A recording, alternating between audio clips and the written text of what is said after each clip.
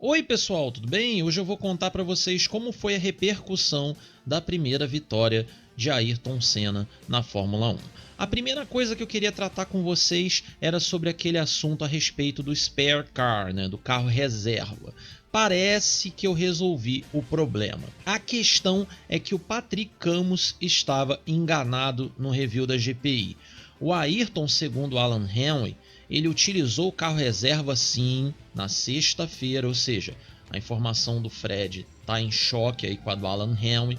O Ayrton utilizou sim o carro reserva na sexta-feira, porém ele teve uma falha de embreagem nesse carro reserva e não no titular. Outro ponto então é que se o Ayrton utilizou o carro reserva na sexta-feira, isso significa que a informação que o próprio Ayrton dá ao Autosport bate, ou seja, no domingo ele utilizou o carro oficial para fazer a corrida, ele trocou o motor e a caixa de câmbio, porque ele detectou que o motor estava perdendo potência. Então eles aproveitaram e fizeram todo o acerto do motor para a corrida, ou seja, para uma condição de piso molhado. Aqui no Brasil, o jornalista José Antônio Guerren, do Jornal do Brasil, ele traz a dinâmica bem próxima do que eu acredito ser a correta. O Ayrton foi para o warm-up no domingo de manhã, teve uma quebra da caixa de câmbio e sentiu o motor já mais enfraquecido, então ele pede aos mecânicos para que troquem tudo.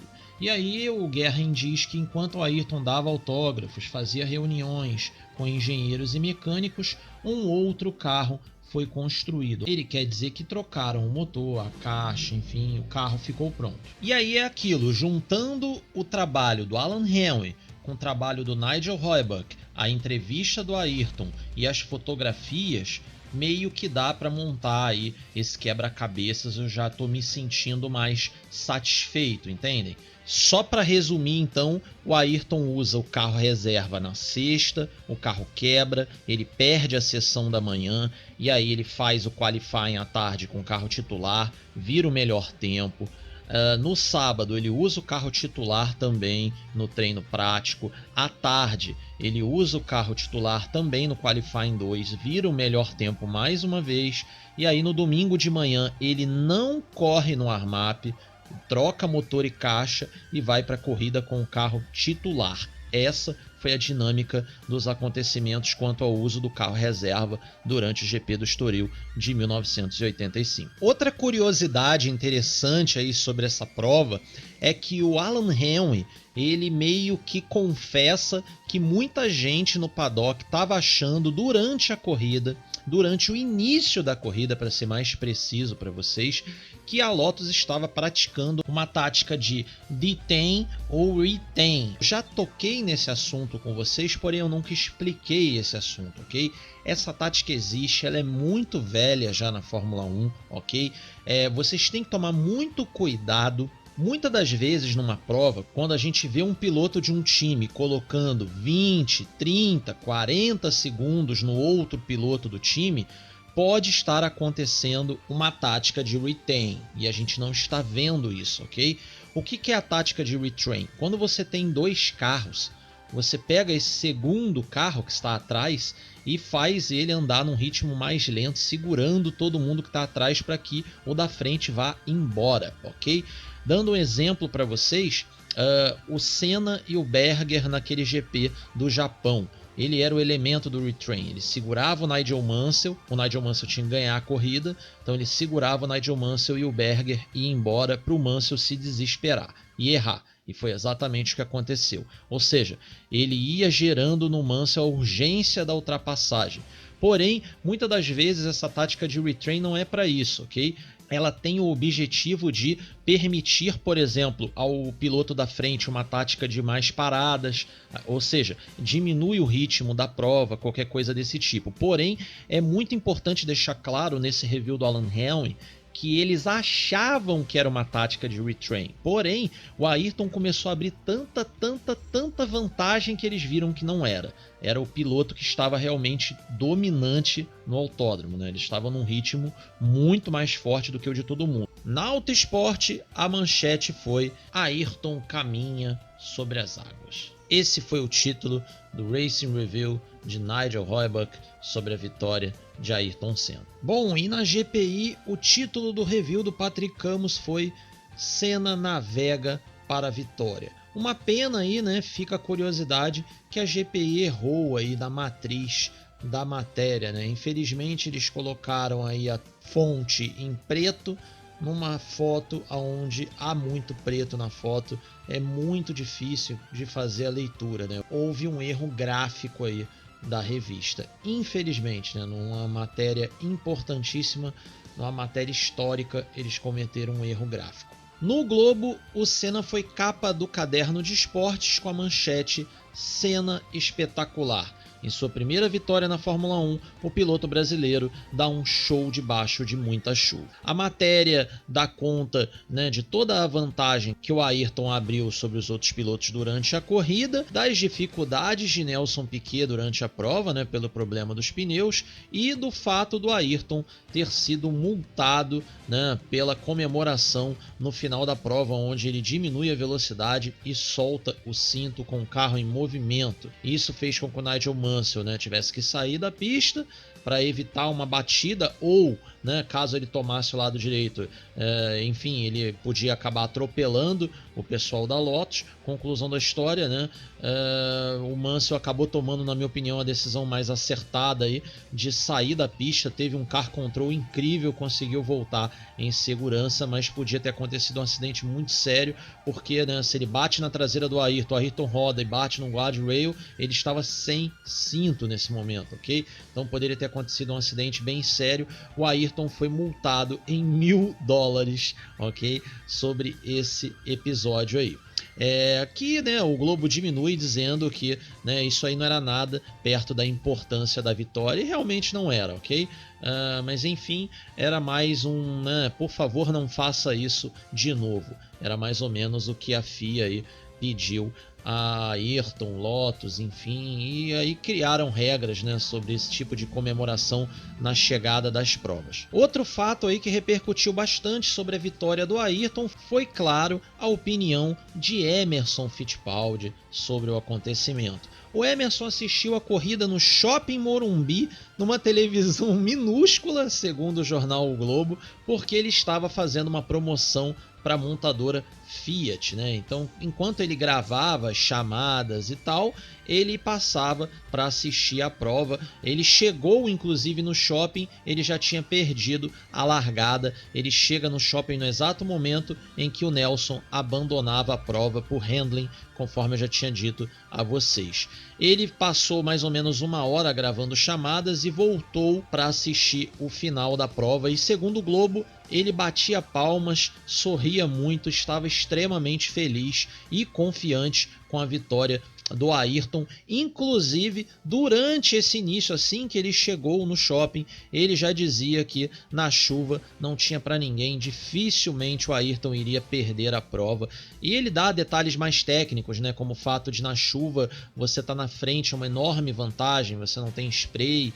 Ele diz também que dificilmente o Ayrton perderia a prova por alguma outra questão que senão a ultrapassagem em retardatários, ou seja, um possível acidente, né, ultrapassando retardatários, mas que fora isso, dificilmente ele perderia a vitória. O Emerson não tinha ciência do problema dos pneus Pirelli, fez uma crítica ao Nelson Piquet, dizendo que ele não era um piloto muito bom no molhado, mas na verdade não foi isso, né? O Nelson teve muitos problemas o final de semana inteiro, não só ele, ok? A Ligier, por exemplo, o Laffite abandonou a prova e aconselhou ao De Cesaris fazer o mesmo, ou seja, o De Cesaris abandona a prova por causa do Laffite. Então, enfim, quase todos os carros Pirelli abandonaram a prova, segundo Alan Helm, por handling, né? Enfim, isso bate direitinho com o review do Nigel Heuerbach e do Patrick Campos, né? Todo mundo batendo direitinho nesse ponto. A situação dos Pirelli estava bem difícil, então não é justo criticar o Nelson Piquet, né? Mas é aquilo, né? A gente estava no dia do acontecimento e o Emerson não sabia do que estava acontecendo, né? Outra questão interessante é que a vitória do Ayrton repercutiu na seleção brasileira. A seleção brasileira estava na Toca da Raposa, né, em concentração.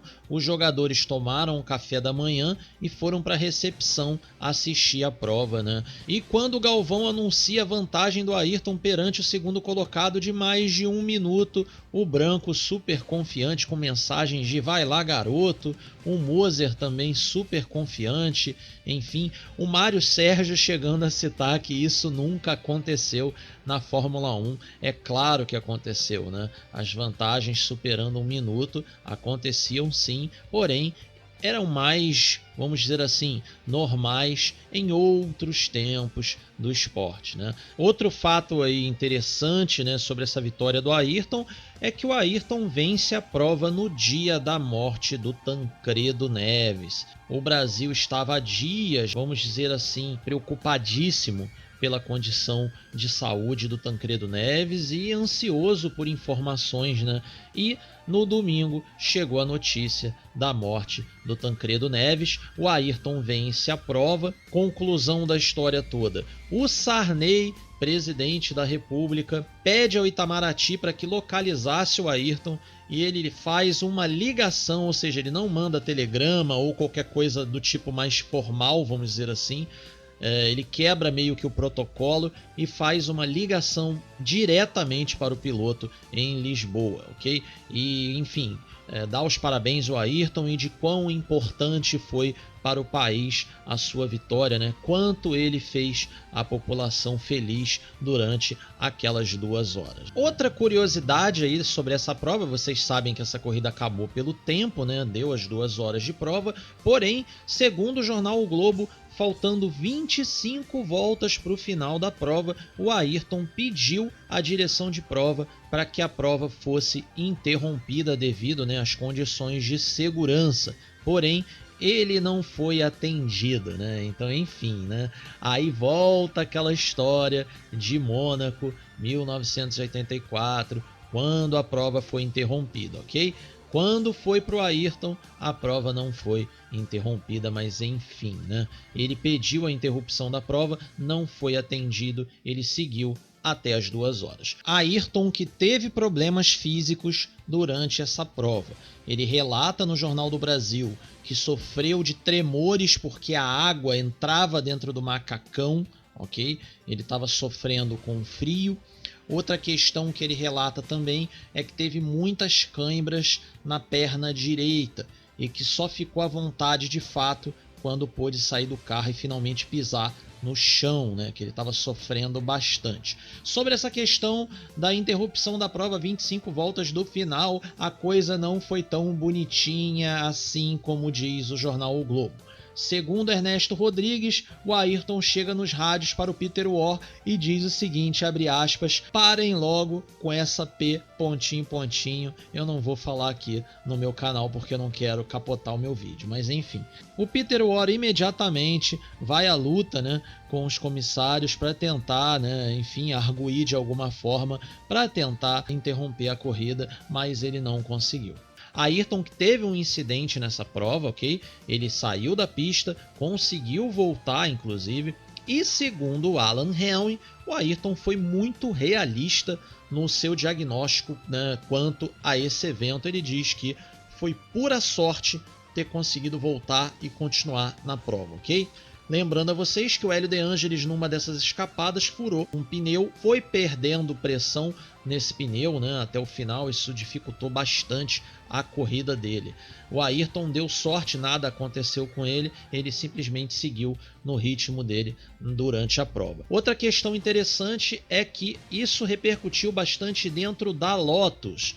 O Gerard Ducarrouge deu entrevistas ao jornal O Globo dizendo que, né, a atuação do Ayrton foi fantástica e que o Ayrton tinha potencial para ser campeão mundial. O Peter Warr entra em cima do comentário do Ducarrouge e diz que o Ayrton não tinha potencial para ser campeão mundial. Ele tinha potencial para ser campeão mundial bem rapidamente, segundo Peter Warr. Ou seja, né? O Peter acreditava que o Senna ia ser campeão do mundo em bem pouco tempo. Outra questão interessante é que o De Angelis deu entrevistas, né? E, enfim, o jornal O Globo publicou isso, aonde ele diz que estava satisfeito com a segunda posição no momento em que estava nessa posição. Tentou de toda forma segurar o Alain Prost até o Prost errar, a mesma coisa com o Alboreto que vinha chegando, porém, né, teve o furo de pneu e aí complicou a vida dele. Quanto a ele estar satisfeito com a segunda posição, ele diz que, né, a estratégia era se manter nessa posição e esperar as coisas acontecerem, ou seja, né, vai que o Ayrton quebra ou roda, ou tem uma falha, um erro, ou qualquer coisa do tipo, ou bate num retardatário, ou qualquer coisa assim, né, ele herdaria a primeira posição. Ou seja, o Hélio não tinha a intenção de lutar pela vitória, ele ia esperar a vitória cair no colo dele, né, e aí ele ia pagar para ver se ele ia dar sorte ou não, o que acabou não acontecendo. No Jornal do Brasil, a matéria teve como título "Senna vence como um grande campeão". Esse foi o título do Jornal do Brasil, foi essa a repercussão que o jornal deu à vitória de Ayrton Senna, que foi capa do Caderno de Esportes do dia 22 de abril de 1985. A matéria começa dando detalhes aí da dificuldade que o Ayrton passou, né, às vésperas da largada com o problema do carro. Depois eles falam também das questões físicas do Ayrton durante a prova até chegar finalmente à vitória. O Jornal do Brasil também confirma o telefonema do presidente Sarney ao Ayrton. Outra curiosidade dessa corrida é que o Gerard do Carrouge mostrava em determinados momentos da prova uma placa escrito "Easy", que era para o Ayrton aliviar o ritmo. Porém, depois da prova, em conversa com o Gerard do Carrouge, o Ayrton pediu para que ele nunca mais fizesse isso em corrida alguma, porque ele tinha total condição de controlar o ritmo dele durante a prova. Segundo Ernesto Rodrigues, o Ayrton comemorou a vitória no restaurante Faroleiro, na Praia do Guincho, junto com vários amigos. E foi nesse restaurante que o Ayrton recebeu o telefonema do presidente da República, José Sarney. O Ernesto Rodrigues fala em telegrama assinado, porém todos os jornais brasileiros dão conta de que, né, o presidente da República telefonou para o Ayrton, mas enfim, fica essa dúvida aí. Outra questão é que foi lá que o Ayrton ficou sabendo do falecimento do Tancredo Neves, e aí ele abriu aspas aí, né, falando sobre o assunto. Ele diz o seguinte: "Embora todos já esperassem por isso, a morte do presidente que tanto representava para o povo brasileiro nos deixa tristes e consternados. Mas temos que manter a confiança no futuro e esperar que o presidente José Sarney realize tudo o que esperávamos de Tancredo Neves", fecha aspas. Ele mantinha suas esperanças em José Sarney para com, né, um futuro próspero para a população brasileira. "Vamos correr na chuva", foi a manchete aí do L'Equipe sobre a vitória do Ayrton, manchete também de 22/4/1985, eles dão detalhes ali de como foi a corrida e o desempenho do piloto. Bom, e para finalizar sobre o Alan Helm, ele termina o seu review dizendo o seguinte, abre aspas: "Foi difícil imaginar a necessidade de uma atuação tão digna quanto a de Ayrton Senna para tirar a McLaren do seu pedestal impressionante e dominante." Esse foi o comentário de Alan Helm sobre a vitória de Ayrton Senna. Lembrando a vocês que a McLaren não perdia uma corrida desde Dallas 1984. A McLaren ganhou todas as provas desde então. Bom, pessoal, eu espero que vocês tenham gostado do vídeo. Até quarta-feira que vem, 7 da noite, com o GP de San Marino de 1985, GP maluco, né? Vocês sabem como foi o final dessa prova, né? Foi espetacular realmente. GP histórico, ok? Então, a gente se vê lá.